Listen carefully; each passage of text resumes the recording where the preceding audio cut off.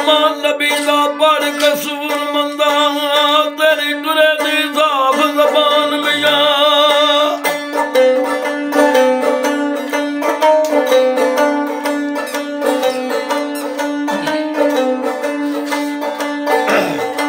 किस्सा अरशद महमूद दा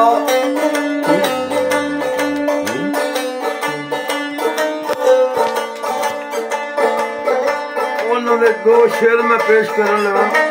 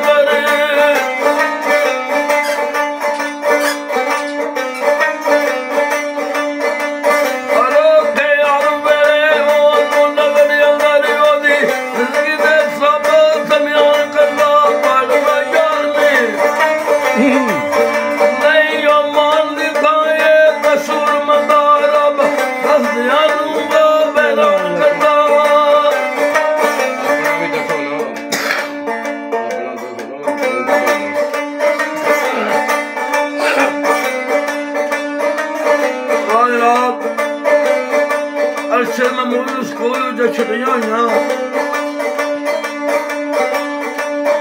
घर आया, घर आके मापे को इजाजत मंगी कि मैं नानके जाना मामे ने मिलने वास्ते। इजाजत मिल गई है।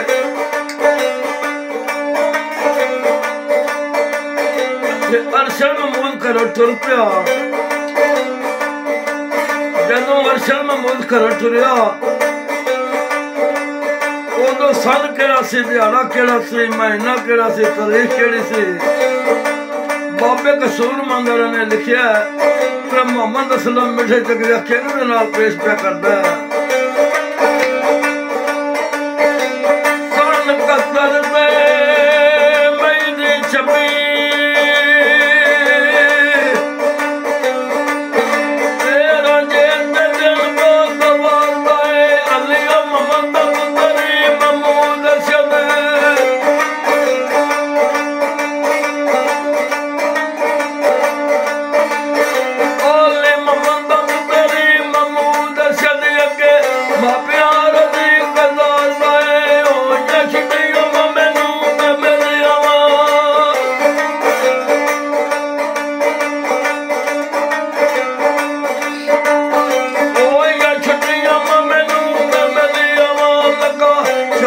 सियाओ